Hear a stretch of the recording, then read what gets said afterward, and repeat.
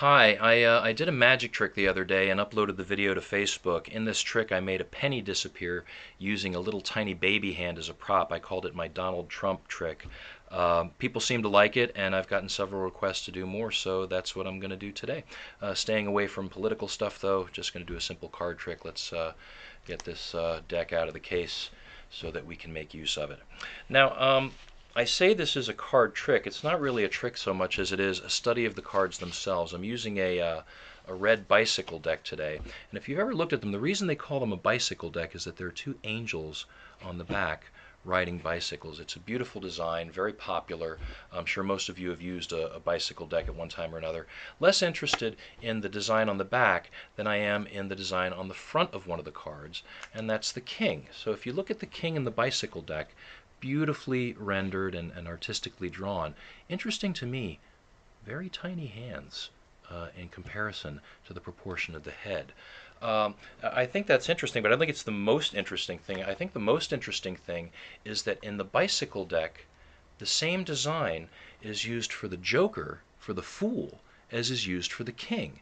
So you got the King here, and the King, the leader of the nation, is a fool with very tiny hands. I'm not sure that there's anything we can read into that. Some people say that having a fool in charge is good because, you can stick the fool right into the middle of things, and the fool, because he is new and has new ideas, will rise right to the top.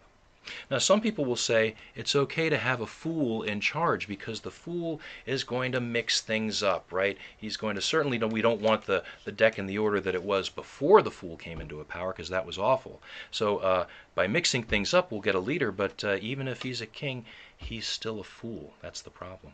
Some people will think, well, maybe we can cut the king out of the process, right? Maybe we can make decisions using some other method. But in the end, he's still the king, even if he's a fool.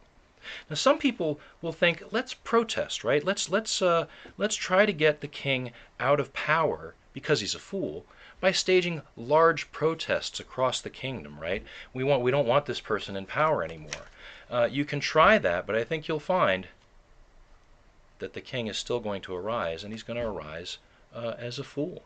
At the end of the day, it's really none of these things are going to work.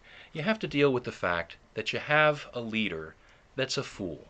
And, if you want to take care of that, if you want to make that go away, it doesn't take magic.